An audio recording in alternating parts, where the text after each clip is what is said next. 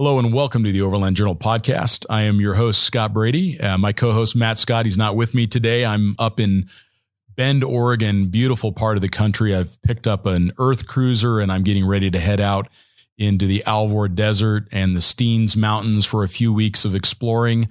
And being in Bend, Oregon, gave me the opportunity to connect with a longtime friend and travel companion, Chris Van Dyke, who's going to be on the show with me today. Thank you for being on the show, Chris. Oh, it's my pleasure. It's a double pleasure to get to see you. It's been a while. Yeah, it has been a while.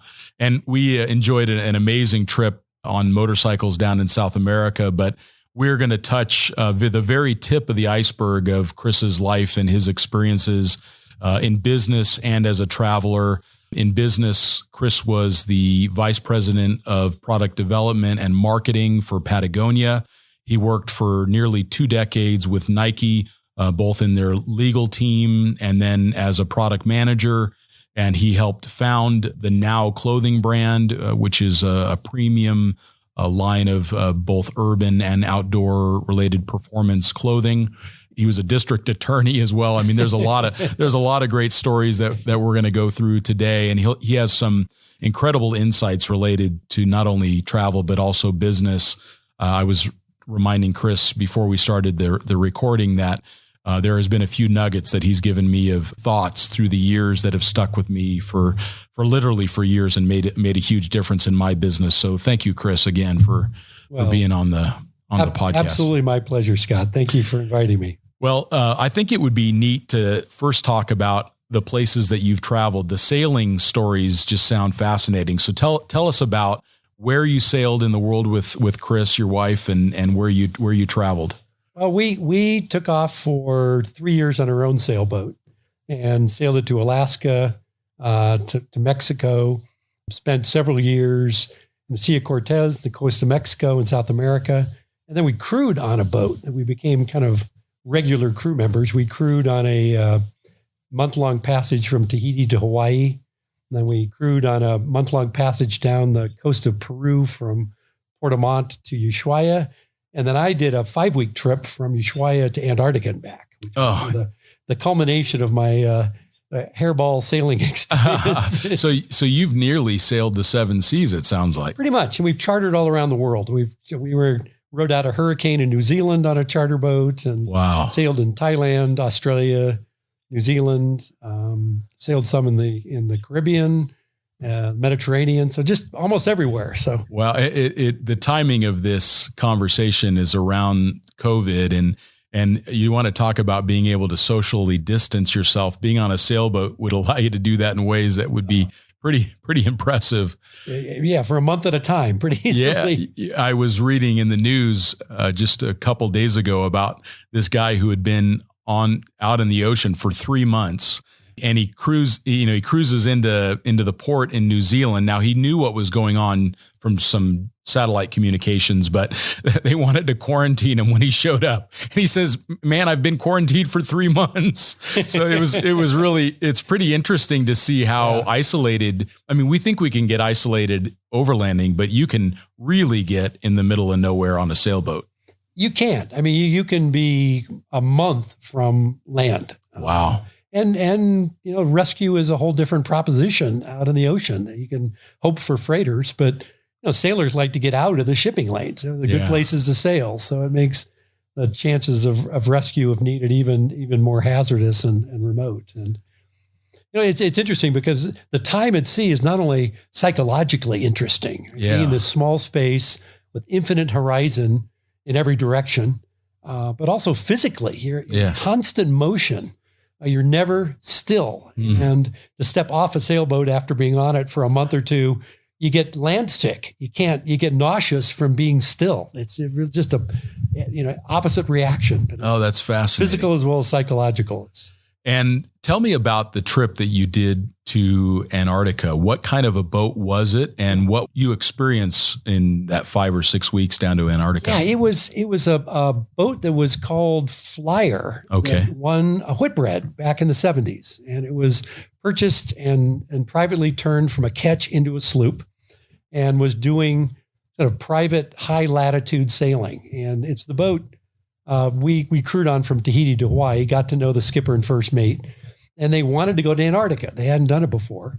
So they kind of scooped up crew that they had spent a month or more with, to be very selective, because you're 12 people in a 60-foot boat for 5 weeks is socially interesting. Put it that I can way. imagine. The dynamics are really important. Sure. It's like bivvying in a tent for 3 or 4 days. Imagine that for a month, 5 weeks. So I was invited on the trip.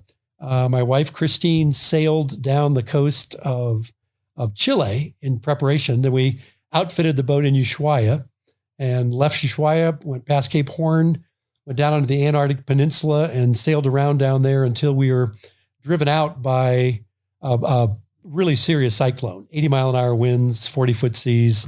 We kind of fought our way back to South America, but it was extraordinary. I mean, it's another planet. It genuinely is. Yeah.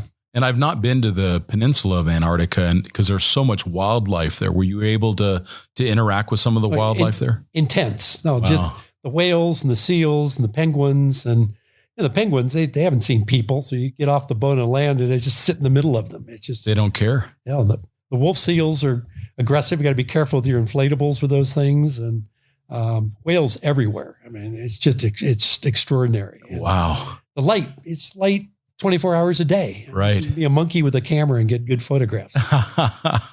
That's so true. That explains why I've gotten a few good photographs in my life. Good light.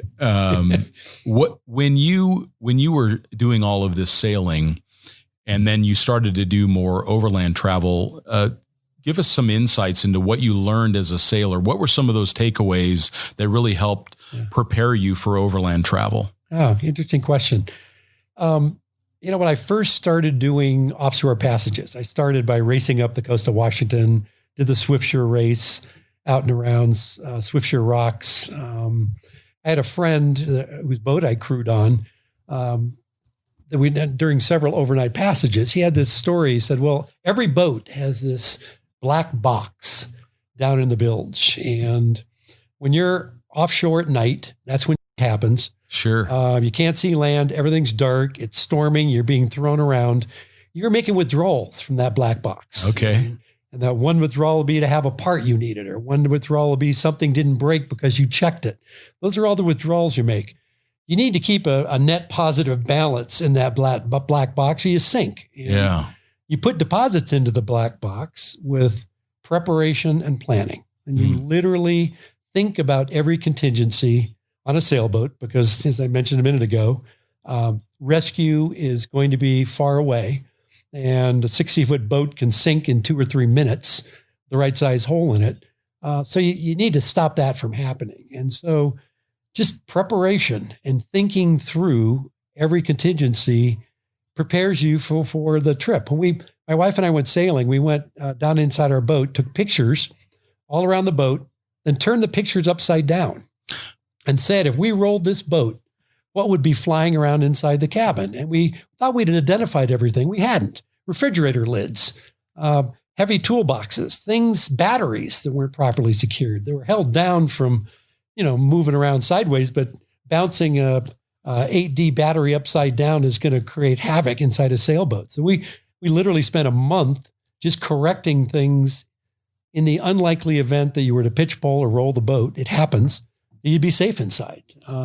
If the boat floats, it's a safe place. That can happen with a vehicle. You can easily roll it. You're so right. So securing all that stuff. Securing it, and then like a vehicle, where do you secure it? How low in the boat are the heavy things? Where do you put the chain? Where do you put the batteries? Where do you keep the tools?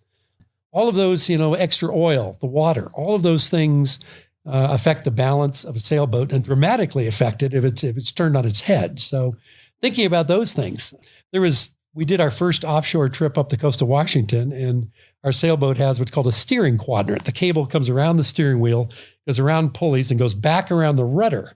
There's a big piece of bronze, about 3 feet in diameter, that the wire rope runs around and comes back to the pulleys. And when you turn the wheel, it shifts this, and this big iron thing turns the rudder shaft. Okay. The pulleys, as they turn, the cable as it turns a corner, there's bronze pulleys, and there's just steel bearings that go through. Just before our trip, I said, I think I better go check out the steering system on this. And the steel pin, the cotter pin had fallen out. the pin holding the pulley had backed halfway out, was still holding the pulley on, but a quarter inch, the pin had come out, I'd lose my steering. Not something you want to happen offshore. Wow. While you're sailing. You could lose total control of the boat. So, just the inspection, the preparation, thinking about contingencies, I think all of those are directly transferable into overland travel in a vehicle, on a motorcycle.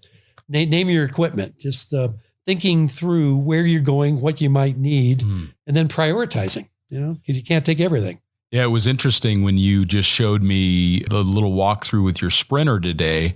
I immediately noticed that right behind the driver's head was the satellite phone, all of the communication devices. And a lot of times people will have a sat phone tucked into a drawer in the back of the vehicle, or it'll be maybe in the drawer of a Sprinter. But if that vehicle was to catch fire, you won't be able to get to the phone. So that, to me, when I first saw that, I thought, this is somebody who has traveled a lot, and it makes sense with the boat. You've got to be able to grab that stuff in a moment. Absolutely. And, packing your life raft. I mean, what are the things you want in your little Pelican case inside that life raft? And so you got to spend some time. And there's a lot of people have a lot of experience on this. People have actually spent a lot of time in life rafts. But you need to do the research. You need to look to the experts who've actually encountered these things and see what saved them, what worked, what didn't, what would they've left home, what were the critical items. And I think you need to go through the same checklist, on the water or on the dirt. Same things apply. Oh, that's fascinating. And I remember reading parts of Yvon Chouinard's book. I think it was Let My People Surf, wasn't it? Yeah. And in your time with Patagonia, how did you see that translation come across, where they were able to grow a company so successfully and have such an emphasis on quality and innovation, but still let their people surf? If there was somebody listening to this podcast with a new business and they're trying to build that kind of a culture, what would be some things that you would recommend to them to think about in how to make that culture exist for them too? No, and how to preserve it. Because what happens with growth is those cultures die. There's can be successful as a business, but die as a culture. And that's a painful thing to see. And I've been blessed to have been at two kind of iconic brands, Nike, which focus on sport, and Patagonia and outdoor gear, which both struggled with that through the growth phase. And both were founded by people who had an overriding passion for the sports that they made equipment for. And Nike was running originally, but it became basketball and tennis and baseball and football and all the cleated sports. Patagonia was climbing and branched out into all sorts of alpine sports. And I think kind of the hard way through some rough times, both companies learned that protecting a culture is like protecting a relationship. It takes investment, takes time, it takes commitment. It takes making sure everyone knows where the guardrails are for the company and what the shared values are. And for Yvon, he has maintained his passion for surfing, climbing, fly fishing, traveling. That's what he does. And he is quite literally a billionaire. He gives away a lot of his money to conservation and environmental causes, but that is one big component of the values-driven culture that he's created and nurtured. Yeah. He's really worked to keep those values in place because, it's like you start a company with 3 or 4 people, then it's 20, then it's 30, and oh my God, we've got more sales than we can make product for, and pretty soon you got 100. Well, the last 80 people don't know the stories. They don't know the hardships and the travel stories and the adventure stories that the founders knew. You've got to expend some effort to keep those elements alive in a culture so that people can share the things we learn from them. And it takes effort. It's a lot of work. Yeah, I can see that. And it's something that as the overland industry grows, trying to maintain those ethics of being responsible travelers and being good guests in the countries that we visit and being mindful of our impact, both towards the environment and towards the cultures that we interact with, being very positive around that. And it's interesting when you read a little bit about Yvon's history. he was a bit of an overlander himself. He ended up doing like a Volkswagen van trip down and a sailing trip through South America, right? He did. He traveled. They left in a Volkswagen bus, or I'm sorry, a Ford van. Ford van. Okay. It was in Econoline.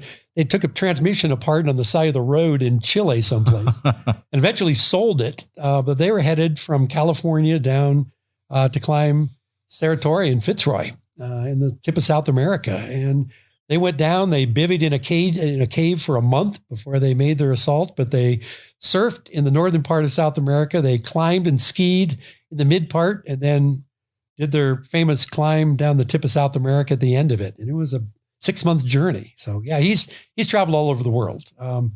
The only place I went first before him was Fanning Island. I got there in a sailboat to surf before he did. It's the only claim I have. It's the only place on the planet that I was first. But yeah, he is a very experienced traveler. Yeah, prolific, right? Yeah. And do you feel that those travels helped him shape his company as well? Do you think that gave him, it maybe centered him or grounded him a little bit? Without question. No, I think the values of travel and the way he traveled was sparse. I mean, he took very little gear, lived off the land. When the company was first started, they couldn't afford food when he was climbing in Yosemite, and they literally bought dented cat food. They couldn't afford full price cat food. They got dented cans of cat food and ate cat food while they were climbing in Yosemite back in the 60s. Incredible. So, I think living that way simply and focusing on the experience and not crowding it with extraneous challenges and problems and things you have to find solutions for. I think he still lives simply, even as a billionaire. And he runs the company simply. There's no offices. Everyone sits in common areas. He spends my first week there was comprised of, I sat in the day with him in a blacksmith shop. He told me the history of the company is he made a piton. Wow. Which he made when he first time found the company. And then I sat in an office with him for another 2 days, having him talk to me about the philosophy of the company. And that's what he puts people through. He really wants everyone who works there to understand the values that have driven it. And frankly, it made the place so successful, right? That people know that Patagonia walks the talk, and it takes some work. Yeah, that's a fascinating story that someone at that level of leadership within that size of an organization would take that amount of time. I don't think most do that. And I think that that's probably why those cultures get lost or they get reinterpreted as new people come on board. And now he's got people helping him. I think the company's tripled in size or doubled since I was there. But that exercise of introducing people to the culture so that when reference is made in a catalog or one makes reference to a story about something that happened, there aren't these glazed eyes. People don't know what that story is about. And there's a rich history with Doug Tompkins and Chris and all the people, Rick Ridgway, that are really a part of the legacy of the company and have all played an important role in it. And he makes people familiar with their stories as well. And one of the things that I've taken away from a lot of your stories, Chris, is it looks like that you have had these chapters in your life where you get very focused on a business opportunity or maybe something that you want to create. You focus on that and it seems like you understand the timing when you need to be done with it or move on from it. And then you go and you play. I mean, you go travel the world by a sailboat or you go help the listener, maybe give some encouragement or some understanding around how do you do that? How do you accomplish that in your life where you can have these sprints as a business person and then follow it up with a day that you leave and you go off on your sailboat?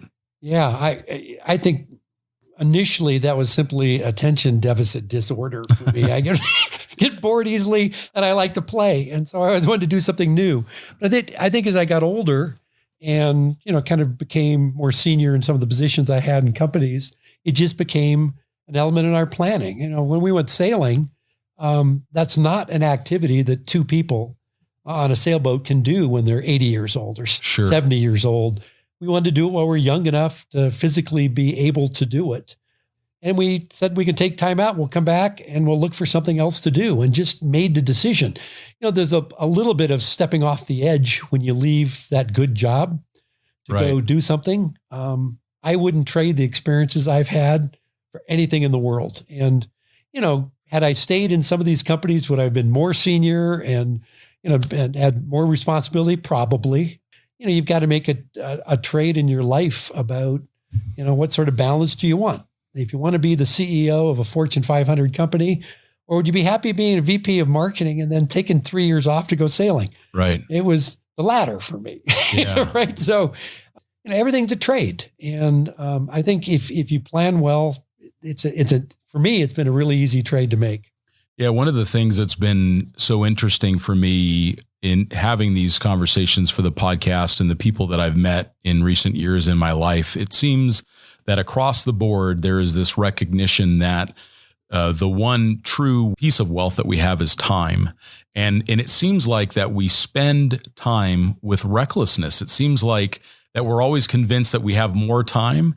So we're very frugal with money even, or we want to try to accumulate as much money as we can, but then we'll give away time like it doesn't have any value. And it's really the only thing, from Bill Gates to me, Bill doesn't have any more time than I do in a day. He can't, even being a billionaire, he can't buy more time than 24 hours. Right. So it's very finite. And it seems like that the more that I consider it, the more that I think about it, the more that I recognize that wealth for me is starting to look like how much time can I spend enjoying the world? Like it really comes down to time. Do I have enough money to take off for months or years at a time? It's about setting priorities and what's the most important thing to you. And, I lost, kids in my life who didn't get to grow up and the losing an only child, I think reset all my value points about time being the one asset that we have. That's the only thing we have even a slight bit of control over. Sure. And you start making decisions based on that. I when we did the video for the South America trip, right. At some point, someone was asking me, "So why in the world are you doing this trip? You're way over your head. This is way beyond what a sane person would do with the writing abilities that I possess." And I really meant it when I said that, I'm not going to be laying on my deathbed wishing that I had worked more days. Yeah. That's not going to be, I know for a fact that's not what I'm going to be thinking about. But I don't want to be laying there regretting the things that I would have liked to have really done and didn't, simply because I got my priorities wrong. And I think it's about making decisions of what your priorities are. And once you do that, the rest is easy. That's the decisions, no brainers. Yeah, it seems like regret is the most difficult pill to swallow because you can't. It's like it's the things you can't undo or you can't fix because it's already the ship has sailed, right? So money things, okay, you can make more money, but like you said, time is the one asset. You just don't create more for yourself. Well, and that brings me to the trip that we did to South America. So this was Expedition 65. Yeah. It was put together by a mutual friend of Chris and mine, Jim Hyde from Rawhide. And they conduct premium BMW Motorrad training. So if you're a big bike rider, or even if you're not, and you'd like to see how it is to learn how to ride a big bike, they do a great job of training. It's just we don't have any affiliation with them. This is just a personal recommendation based upon the learnings that I've had with Jim and his team. But Jim pulled together a small group of people. I think there was maybe 18 of us total. I think we started with 13. 13. Okay. Because they had a driver, we had some other people, but I think it was 13 riders. So it was a little bit bigger than you'd normally have in a group of buddies. But by the end of it, we all were a group of buddies. But it was such an eclectic group of folks. And we left Cartagena, Colombia, and the intention was for the group to go all the way to Ushuaia. And there wasn't a lot of folks that actually made it to the end, not because they got sick or injured, but I think the timing, they ran out of time maybe, right? Well, no, two people, Chris White and Bill Whitaker, had to leave the group early to make a run for Ushuaia because they didn't want to miss it. Got it. So their trip was cut short while we were exploring some of the mountain regions of southern Chile. But everybody made it other than the one injury we had. Everyone made it to Ushuaia. Yeah. Which I think 12 riders made it down there at different paces. And was that the longest trip you've ever done on a motorcycle? Without question. No, that was 11,300 and some miles and about 2.5 months. And what did you take away? I mean, having traveled in sailboats and Tacomas and expedition vehicles, what did you learn traveling on the motorcycle? What was your big takeaway from the bike? Oh my gosh. Well, the takeaway from the bike was a 1200cc bike is capable of riding a ride like that. As you know, a lot of it off-road in some pretty severe terrain. Yeah, we were really off-road. Yeah. If you train, I'd ridden motorcycles my entire life. I rode bikes from the time I was 12, 13 years old, and I had never been trained on how to ride a 560-pound bike in the dirt. And I did a couple courses with Jim. I learned more in 3 days, and I'm not affiliated either. I'm just a happy former customer. Right. But for that training, I would not have been able to successfully do this ride. Yeah, some of that stuff we did in Ecuador was pretty technical. That was challenging. My goodness. It was, and there were, we had the Colin Evans. Colin became a good friend along with everybody else, but Colin lives in Oregon, so I see him more, but we had the DFU number for all these elements we were on. Don't up. Yeah. And the Death Road, which is supposed to be the ultimate DFU road, that was like a 6 or a 7. Right. We were on roads that put that thing to shame. I mean, literally, you remember there were 6, 7 foot wide, rocky, off camber, totally 10-degree downhill and 1,000-foot drop-offs. I would be nervous walking on some of those roads. Yeah. They were intense. And we were taking big bikes. We were taking big bikes. And just don't look. I mean, the lesson, don't look where you don't want to go. And I will tell you how many times that went through my head. Don't look where you don't want to go. Don't look where you don't want to go. Target fixation, you really right? You don't want to go there. Well, and I think it was the last night that I was with the group. We were way up in the mountains in Peru. I think we were maybe 14,000 feet. Yeah. And that was one of the coldest nights I've had camping in my life. I had all the gear I needed on the bike. And I think that's one of the things that I love about the motorcycle is it reminds us of how simple life can be if we allow it to be.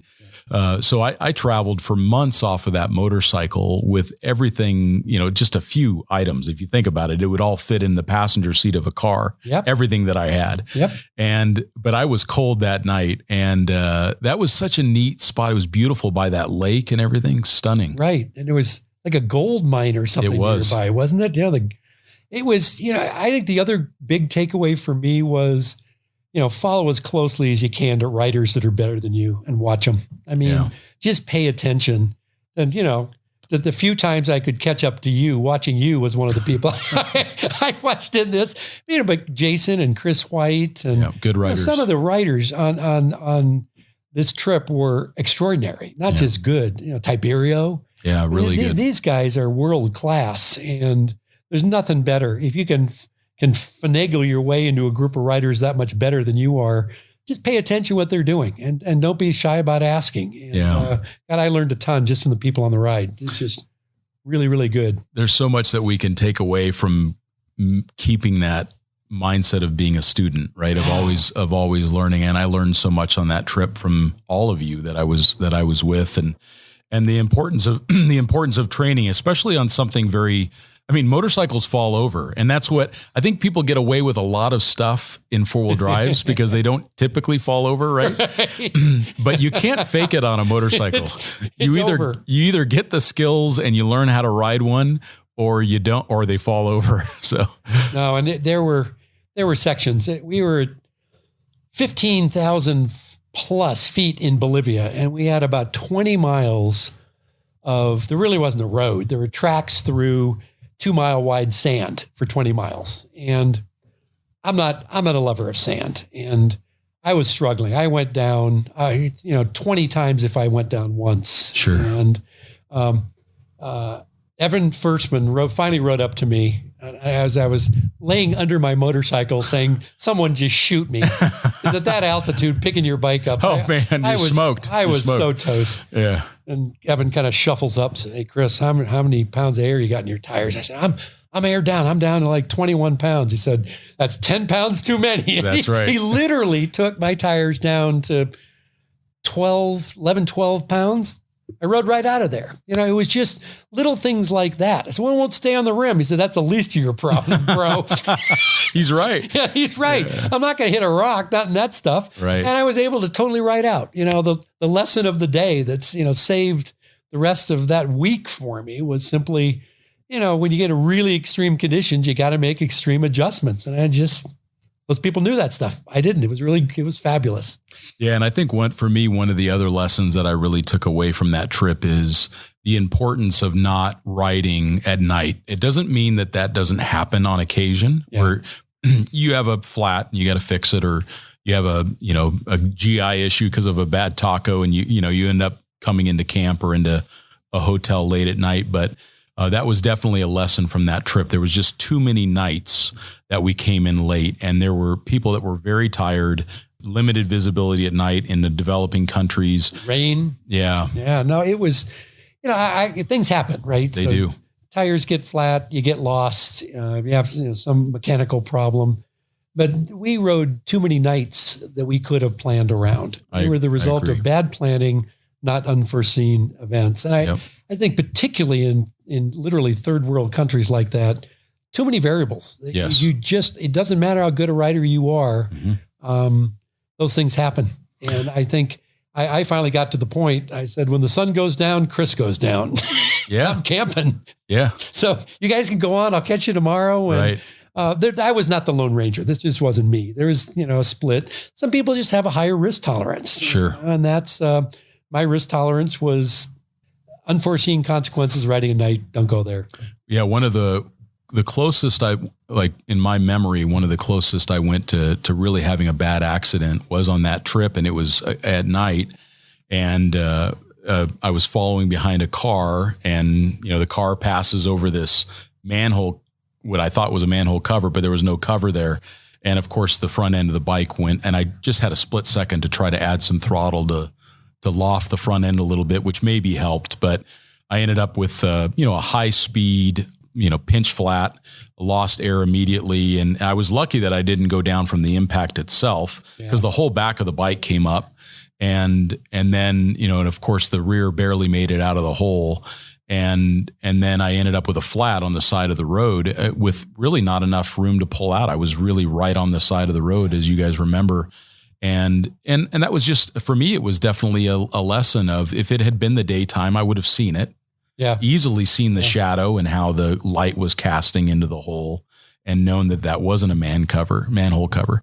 And yeah, definitely those that are listening, if you can at all avoid riding or driving at night, you'll hear it time and time again, but it's actually one of those great truths, I think. It's real. It's real. Yeah. And, the hazards, the people down there tie their cattle and horses up on 30-foot long ropes by the side of the road. That's where the grass is growing. They do. And the horse walks across the road, and right about throat level is a piece of rope coming at, I ducked under 10 of those riding at night. And had they been 3 inches lower, right off the bike. I mean, you don't see them. And in the daylight, you can see the animal, you see the rope. It's just, for sure, it's a different thing.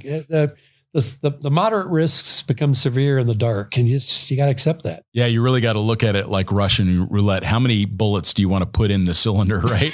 And if it's, one out of every 30 days that you have to ride at night, then your risks are pretty low. How many times you want to spin it? That's right. Yeah, exactly. And on that trip, actually, after I had left the group, I started listening to a book on tape called Shoe Dog.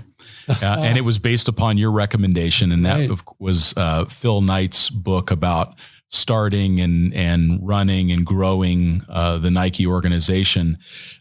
How was that experience working for Nike? I think more than anything else, it's the job that changed my life. I was there longer than any place else I worked. I went to school, trained as an attorney. Right before I was at Nike, I was actually a district attorney. I was elected when I was 30 years old. I had no business doing that.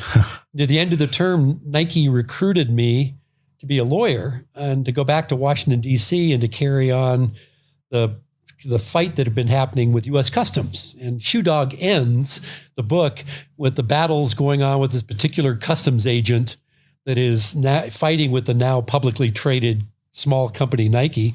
So I was the next attorney in line to go back and do battle with U.S. Customs. So I was hired as an attorney. And went back to DC for a couple of years and tried a big case before the International Trade Commission and got a really big settlement, a duty claim settlement out of customs, and brought the check back to Knight. And he said, okay, you're coming back to Beaverton and you're going to be in charge of investor relations and PR. I'm a lawyer. I mean, what do I know about investor relations, PR? Nothing. I don't think anyone in any job had ever done their job before at Nike at that time. That was just the culture.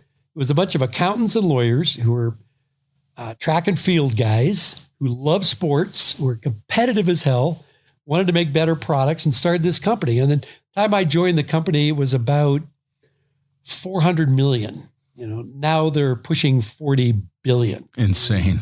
They grew from first 2 years I was there, they grew from 400 million to 800 million in 1 year, from 800 million to 1.6 billion, and then had their first big stumble. You know, their stock lost half its value. The sales went backwards.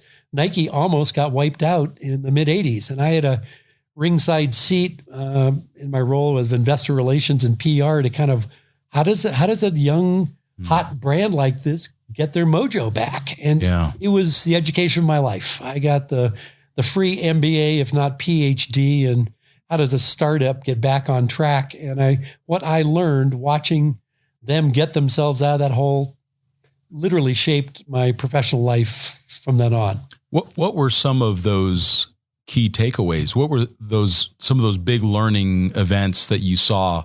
How did they get their mojo back? What were some of the main things they did? Recognizing how they'd screwed up was the main thing. You know, they were publicly traded. They had been doubling their sales and earnings every year for 10 years. Do the math. Yeah. They started 100,000. I mean, you get to $1 billion really fast. Well, the shareholder expectation then becomes you got to double your sales every year. Well, that's not sustainable, right? Right. But they were trying to do it, and they did some stupid. They started making moon boots for Michael Jackson. They started making fashion shoes. Their arrogance made them believe that they could put a swoosh on it, they could sell it, and they were wrong. You know, the franchise for that brand, their customer was an athlete, and when Nike started making moon boots and fashion shoes and leather shoes, people left them like the plague. And they recognized they'd gone off track. They said, athletes got us to where we are. We are a sports and fitness company. We're not going to do this other crap. Let's figure out how we kind of recommit to sports and fitness. And the three things they did, Just Do It was born. Great slogan. Michael Jordan was signed and cross-training as a category was created. And they haven't looked back. You know, they were at 800 million when that fiasco happened. I wrote the annual report that year. That was an experience. They're now $40 billion brand. And every 18 months, 2 years, Nike has an offsite with the senior 100 people. And they literally recommit to the values that got to the company where they are. You know, they look back and say, what's happened this year? What do we have to do differently? What is the basis of our success? How do we get to where we are? What is the franchise we have? Why are people loyal to us? Why do we have a franchise with our customer?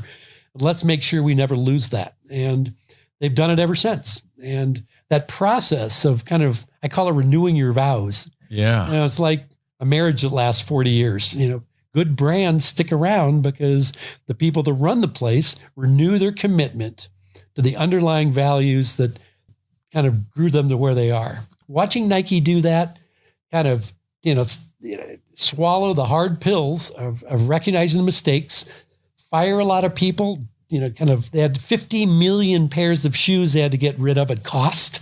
You can imagine what that does to your bottom line. Sure. They bit the bullet for about 3 years, and they've been a leader in the industry since. It was an amazing, amazing thing to watch. Yeah, I remember for me that Just Do It slogan was definitely an impact on me. As a young person, I was a triathlete at the time, and I wanted to just do it. It definitely resonated with me. So it worked on me as a customer. It's a war cry for a company, but it's also a personal one of motivation. When you're training and you don't feel like doing it anymore, you need to do that extra lap. You need to do the extra 10 miles on the bike. You need to run the extra 4. You do it because you're committed to it. And it's worked, in the 80s, and it's still working and going into the 2020s. And after you left Nike, did you immediately go back to work, or did you get a chance to do some adventuring after that stint? No, that's another funny story, because we had wanted to go sailing. We had purchased a sailboat. We had paid for it. We were living on it. We came back. We'd been living in Hong Kong for 4 years, came back and retired and took off for Alaska on the sailboat. And while in Alaska, I was contacted by Yvon Chouinard, who said, "Hey, Chris, I hear you left Nike. We're having some problems down here. We'd love to have you come down, run product and marketing. Would you be willing to come out of retirement?" Well, we had just set off on our 5-year dream. And Christine and I spent a lot of sleepless nights. A lot of Pinot was consumed thinking that one through on the sailboats, sailing back through British Columbia. Decided to do it. It was, Patagonia was a brand that I'd admired. Chouinard was a man I'd admired. It was the business to me that demonstrated that you can do well in business by doing good in the world. And so I came back, sailed the boat down to Ventura, worked for Patagonia for a few years. And then when I was done there and kind of gotten done what I wanted to do, we continued our sailing adventures out of Ventura. And how long did you work for Patagonia? About 4 years, 3.5 years. Okay. Yeah. And it was, they had gone through exactly what Nike did. Yvon came to realize that, at 300 million, if it was at 400 million, he could give away another 30 million bucks to conservation. So they started doing stupid stuff. Yeah. And consumers coined the phrase Patagucci, because Patagonia was making a lot of expensive fashion stuff. They lost their franchise with their core customer.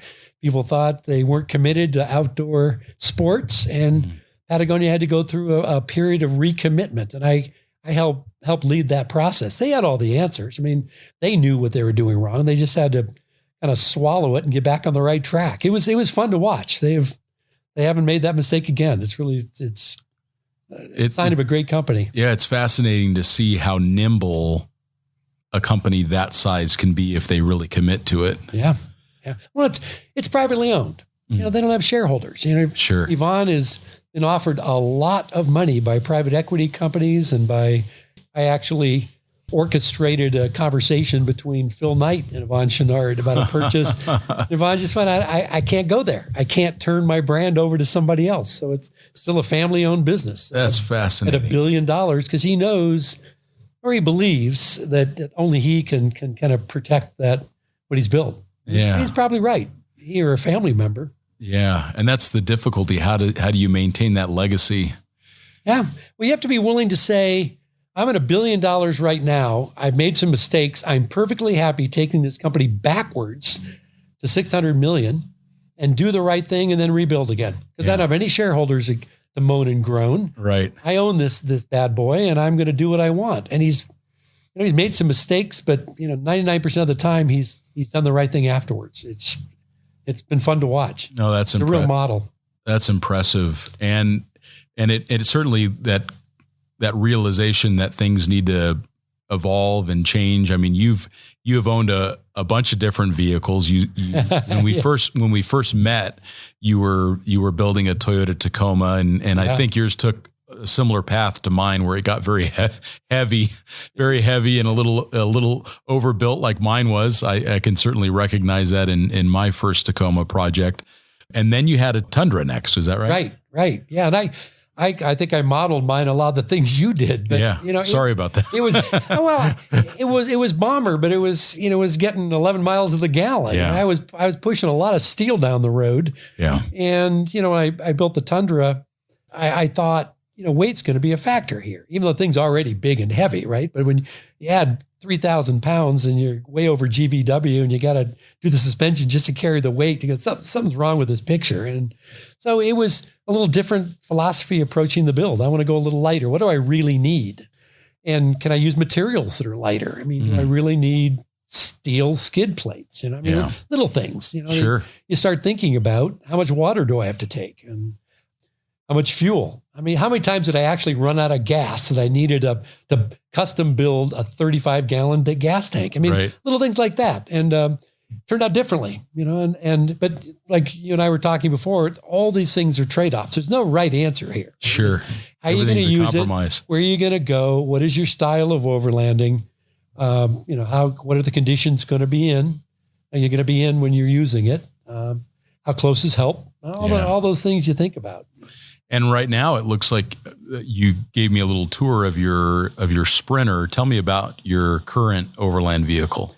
I started with the base as a short, low top, 4-wheel drive Sprinter that Sportsmobile built out for me. I had owned a E350 van when they're back in the early 2000s of theirs. I liked their build.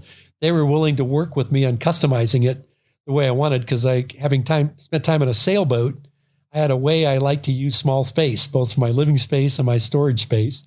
So they were totally open to accommodating that. So I thought about what I wanted to take with me, what I was going to put it in. I had experimented with the first Sportsmobile and the Tacoma and with the Tundra. I knew what I wanted and needed to take.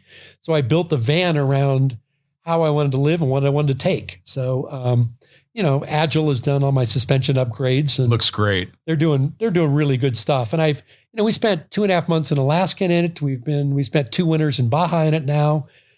We've gotten ourselves into things that I would not have expected that construction vehicle to be able to handle, and it was absolutely fine. It is, with the proper modifications, it's a very worthy off-road vehicle. You just have to know how big it is and how long the wheelbase is and sure where the low spots are. Yeah. It's just, you got to be careful. Yeah, be a little gentle with it. One of the things I noticed when I looked inside your van that I really liked, you have a garage configuration in the back that looks like it can also be a small bed. And that gives you a ton of storage at the rear. Right. But then it looks like you went with just a 2-person dinette, and that looked really smart. Yeah. Where you can still sit and work and enjoy a meal, but you're not taking a bunch of extra space with a 4-person dinette. I thought that was really smart. Yeah, we made the driver's seat and the passenger seat swing around. So if people ever in the van with us, we can seat 4 people, but we're just not going to have, for us, again, back to our use, we're not going to have more than the 2 of us eating in it. And, it actually drops down into a little single bed there. Never used it that way. Sure. The table swings out of the way, and the seats are actually, this is the only little argument I had with Sportsmobile. From sailing, you can't have too much water and you can't have too much solar panels. Sure. Solar panels. So we got 40 gallons of water, and it sits under the 2 seats. So the seats dimensions were determined by 20 gallons of water. That makes a lot of sense. It's a perfect place for one person to sit if you make the tank right. And they're, with them both being water tanks, then it equalizes the weight a little bit left to right as well. And they're just forward of the rear wheels. So it's kind of in the center. So it helps with as that. Are the batteries underneath. So we put all the heavy stuff in the middle and low. Yeah, it looks great. I'll try to include an image of the van in the show notes for everybody to see it. It's a really smartly designed vehicle that it looks like it's got everything you need. And, your motorcycle travels have influenced that, no doubt as well. But so a couple of questions for you that come to mind, something that I like to ask those that are on the podcast. But what would you say are the top 1, 2, 3 books in your life that you have that has really influenced you, where you'd recommend someone to read, or the books that you like to gift to others? What are some of your favorite books that you like to read? I as a kid, I went to 13 elementary schools all over the country. So I kind of started adventuring in elementary schools. Yeah. Being the new kid, 13 schools out of 6 years, you learn to adventure. But I traveled a lot. And when I graduated from high school when I was just 16. So I went to Europe. I traveled around Europe and with my brother, who was just 15, the 2 of us loose in Europe for 3 months. Oh, that's perfect. It was fabulous. That's Europe amazing. on $5 a day. You could do it back then. Wow. But one of the places we went to Germany, was to Dachau. Okay. And read Viktor Frankl's book, The Man's Search for Meaning. And I think I've reread that book probably 4 times. Okay. About man's struggle to find meaning in the worst of situations and the importance of a relationship and responsibilities to one another. That I think shaped a lot of my thinking about the role of government, about how you treat people in a company that you run, just all of your interactions. It shaped it a lot. I think one of my favorite outdoor books is The Emerald Mile. I just think it's history, it's geology, it's conservation, it's adventure, it's river running, all rolled into one book. It's just fabulous. And Edward Abbey, Desert Solitaire. Yeah, that's a great one. I think it was fueled my love of the desert. I've been living in the desert, in the high desert here in Oregon, ever since I read that book. With the law school in the desert, moved here. That's where I go to vacation and play. It's kind of my happy place. So those are great suggestions too. And if someone that was getting new into travel came up to you and they asked you, what advice do you have? Like, what would be your first piece of advice that you would give someone that wanted to go travel the world?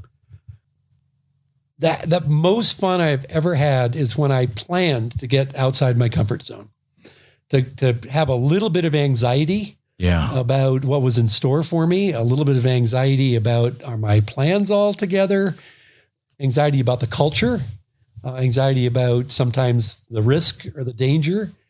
I've grown the most, I've learned the most, I've had the most fun when not when I've gone and done something that was kind of easy and planned and totally predictable, but when it was more unpredictable. Stretched you a little bit. Stretched me a little bit. And you don't have to stretch with physical danger. I mean, there's cultural things. I mean, I mentioned I worked in Hong Kong for a long time for Nike. I was supposed to go to Europe and run the marketing and product development for the European headquarters. At the last minute, they said, no, the growth area is Hong Kong, go there. And I went, oh man, Asia, that's kind of weird. I'd never been to Asia. That really uncomfortable. I think it was the lack of feeling your complete equilibrium that made the 3-4 years I spent in Asia so much fun. Wow. You know, you're in a different place. And I think I probably learned more and experienced more and had more fun being off balance a little bit on that. I mean, the latitude 65. I mean, I was way out over my skis. I mean, I had never ridden anything close to that. And, there were times when I wondered what the hell I was doing on that trip. But in retrospect and 95% of the time, it was kind of just taking the chance to go a little beyond what you think your capabilities are. Doesn't mean don't plan. Doesn't mean don't be careful. Doesn't mean don't, try to imagine what can happen, but just accept that level of discomfort is what brings the fun to it. Yeah. And it's what helps us grow. I think even if you think about exercise, it requires that stretching of ourselves, that soreness that comes from pushing a little bit more weight today than you did yesterday, that helps make us stronger. And I think the same thing applies in most of life, certainly with travel. And it becomes a bit addicting in a way, because you recognize that, wow, what's that other culture like? And then what's that one like? And it's certainly been transformative. Well, and I just find myself, have I not had an experience like that? I start getting fidgety. Christine, she's tired of hearing me say it. I need an adventure. We need to plan something. Yeah. We need to do something. And it could be a short thing. I was just down in Yosemite with a buddy, who has climbed all of his life. And I do 1 or 2 pitch routes, here and there, bolted stuff, got to Smith Rocks, pretty lightweight climbing. And he said, we're going to Yosemite. We're going to do a big wall. We're going to do Royal Arches, 17 pitches, 14 hours. I said, David, there's no friggin' way. And he said, hey, we're going to get a guide. We're going to get a Yosemite guide. We're going to go down there and do this. And so 6:00 in the morning, we're in the lodge. Now it's called the Ahwahnee again. Thank God. Guide comes up to us. We're the only ones there. We're standing around our harnesses and our climbing gear. And he looks around and looks at us, looks around, looks at us, and comes up to us and says, are you Chris and David? David, by the way, is 77 years old. He says, how old are you guys? He said, have you ever done anything like this? David said, oh yeah, I've climbed this route 3 or 4 times. I said, I haven't. He said, you'll be fine. You could see this poor guy is thinking, oh my God, what have I gotten myself into?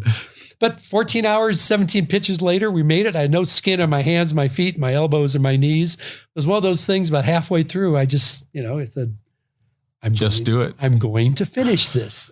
I've never been in so much pain.